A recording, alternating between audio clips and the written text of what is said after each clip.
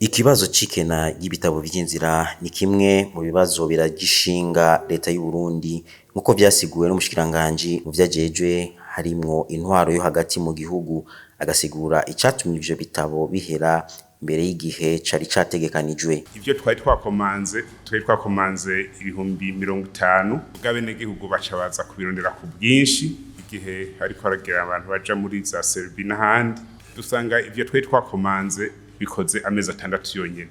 Twaragize izindi commande bizoshika vuba muri zintango z'umwaka ugomba utangure.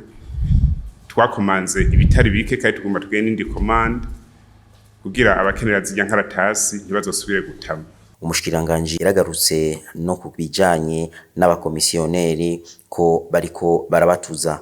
Ibyo by'abakomisiyoneri turiko turavyirukako navyo nyene kuko twasanze hariho n'abapolisi bahajya nyene bakorana. Abapolisi batari bake barahinduriwe amabanga. Nimwe mwavuga ati ugigiture n'ugitanga biragoye kubimenya, mugo twakoreje ubuhinga turamenya ko hariho bamwe n'ahatavyemezo simusiga twaronse twasanze bigenza nabi. Umukuru w'igihugu nawe akababona ko ikosa nyabuna riri ku burongozi bubijejwe butategekanije neza intega bizoza. Mumenya ko dutabuta inzira tugira ku bihumbi 30 nito twitezwe gushika kugera mu mpera z'uku kwezi kwa mbere.